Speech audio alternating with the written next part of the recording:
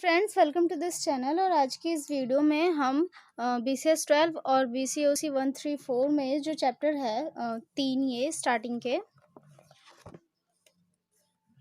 ये ठीक है मैट्रिक्स और डिटरमिनेंट्स और इन्वर्स ऑफ चैप्टर 1 में आपको सबसे पहले दिया रहेगा कि ये जो मैट्रिक्स है ये क्या होता है। ठीक है, मैट्रिक्स और डिटरमिनेंट्स किस टाइप क्या होते हैं और किस टाइप के दिखते हैं, क्या दोनों में डिफरेंस होता है। उसके बाद है टाइप ऑफ मैट्रिक्स। ठीक है, और उसके बाद आप एक मैट्रिक्स के क्वेश्चन पे किस किस टाइप के अलजेब्रिक ऑपरेशंस को यूज़ करते हैं, वो सारी चीज़ें हैं इसमें। ठीक है, तो जल्दी से समझ लेते हैं, उसके बाद हम एक दो एग्जाम्पल भी इसके करेंगे कि इस क्वेश्चन को सॉल्व कैसे करते हैं। ठीक है, सबसे पहला क्वेश्चन है कि मैट्रिक्स क्या होता है। ठीक है, so a matrix is defined in a rectangular array of numbers arranged in a row and column. ठीक है, तो इस तरीके के रेक्टेंगुलर ब्रैकेट में जो वैल्यू दी हुई होती है और अरेंज्ड होती है रो एंड कॉलम के फॉर्म में, उसे हम कहते हैं मैट्रिक्स। ठीक है, अभी मैट्रिक्स तो ये हो गया, हमें पता चल गया। मैट्रिक्स का एक और ब्रैकेट होता है इस टाइप का। ठीक है, सर्कल वाला, तो कोई इस तरीके का मिले तो ये नहीं है कि वो मैट्रिक्स नहीं है, वो भी मैट्रिक्स होता है। पर डिटरमिनेंट्स क्या होता है, डिटरमिनेंट्स में वर्टिकल लाइंस होती हैं और उसके अंदर में वैल्यू गिवन होती है। ठीक है, उसे कहते हैं डिटरमिनेंट्स। फाइन, नेक्स्ट क्वेश्चन है टाइप ऑफ मैट्रिसेस। ठीक है, यहाँ पे देखिए, यहाँ पे मैट्रिसेस का जो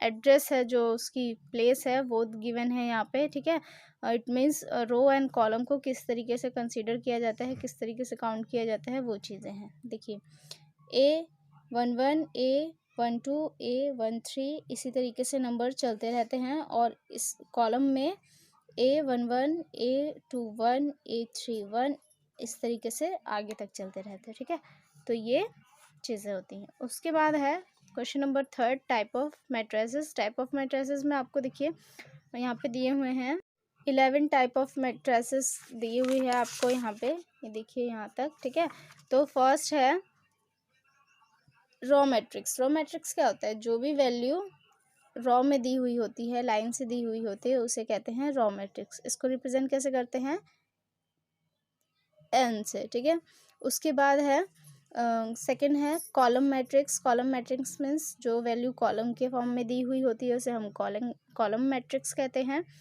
इसको हम रिप्रेजेंट करते हैं एम से। ठीक है, इट मीन्स अगर कोई हमें मैट्रिक्स दी हुई है तो हम उसको लिखेंगे N into M, it means row into column. ठीक है, इस तरह से।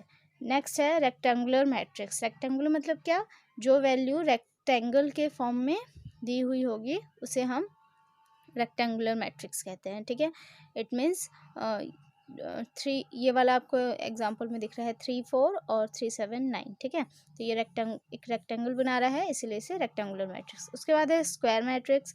स्क्वायर मीन्स जो शेप स्क्वायर क्रिएट करेंगे जो मैट्रिक्स मिल करके रो एंड कॉलम के अकॉर्डिंग, उसे कहेंगे स्क्वायर मैट्रिक्स। ठीक है, उसके बाद है डायगोनल मैट्रिक्स। अभी डायगोनल क्या होता है, और ये है मैट्रिक्स जो कि फॉर्म बनाता है एक डायमंड का, इस टाइप से देख रहे हैं आप ये।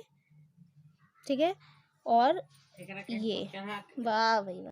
नेक्स्ट है डायगोनल मैट्रिक्स। डायगोनल मैट्रिक्स क्या होता है, a square matrix in which all the elements except the diagonal elements are zero is called the diagonal matrix. यानी कि एक स्क्वायर टाइप का मैट्रिक्स होता है जिसकी ये जो डायगोनल एरिया है ना, यहाँ पर सारी वैल्यूज़ 0 0 होती हैं, उसे हम डायगोनल मैट्रिक्स कहते हैं। ठीक है, नेक्स्ट है स्केलर मैट्रिक्स। ठीक है, तो स्केलर मैट्रिक्स में क्या होता है, जितनी भी वैल्यू दी हुई होती है ना, वो सब डायगोनल की तरीके की ही होती हैं, बट क्या होता है, इसकी ये वाली वैल्यू जो है ना, वो हमेशा हमेशा नेगेटिव होती है। ठीक है, लाइक इस टाइप से एक ही जैसी होती है और नेगेटिव होती है। ठीक है, तो इसको हम कहते हैं स्केलर मैट्रिक्स। उसके बाद है आइडेंटिटी मैट्रिक्स। आइडेंटिटी मैट्रिक्स में क्या होता है, ये जो आइडेंटिटी मैट्रिक्स है, जिसको हम यूनिट मैट्रिक्स भी कहते हैं, इसको रिप्रेजेंट किया जाता है आई से। ठीक है, और इसमें होता क्या है, इसमें ये वाली जो वैल्यू है ना, ये हमेशा एक ही रहेगी, या तो ये 0 0 ही रहेगा, या तो ये 1 1 ही रहेगा। ठीक है, तो एकदम एक ही होती है ये वाली वैल्यू, तो इसीलिए इसको आइडेंटिटी मैट्रिक्स कहते हैं। ठीक है, नेक्स्ट है ट्रायंगुलर मैट्रिक्स, यानी कि इस पूरे मैट्रिक्स के फॉर्म में ये एक ट्रायंगल क्रिएट करते होंगे ज़ीरो वैल्यू वाली। ठीक है, तो इसे हम ट्रायंगुलर मैट्रिक्स कहते हैं।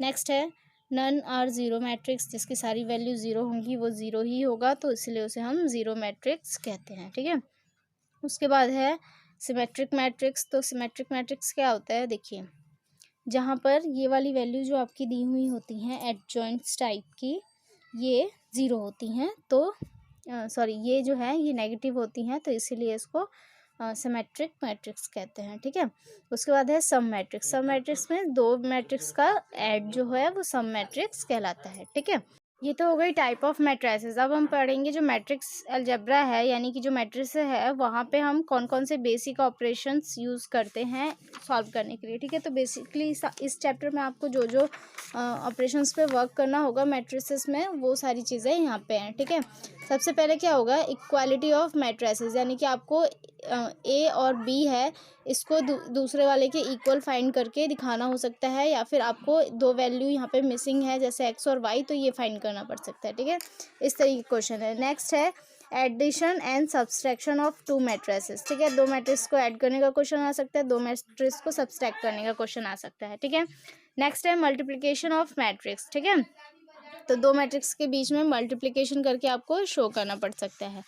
उस ट्रांसपोज ऑफ मैट्रिक्स। ठीक है, तो ये जो ट्रांसपोज ऑफ मैट्रिक्स है ये क्या है, बेसिकली आपको कोई मैट्रिक्स इस तरीके से दिया होता है और आपको क्या करना है, उसको इंटरचेंज करना है रो एंड कॉलम को। ठीक है, जो रो में वैल्यू दी हुई होती है, सॉरी जो कॉलम में दी हुई होती है उसको आपको रो में कन्वे करना है, और जो रो में दी हुई होती है उसे आपको कॉलम में कन्वे करना है, इंटरचेंज करना है। तो ये चीज़ें क्या होती हैं, ये कहलाती हैं ट्रांसपोज ऑफ मैट्रिक्स। ठीक है, तो इसका साइन कैसा होता है, ये रहा। ठीक है, तो इस तरीके का है ये ट्रांसपोज का कॉन्सेप्ट। अगर आपको एक क्वेश्चन आता है ट्रांसपोज दिस मैट्रिक्स, तो आपको इस तरीके से करना है।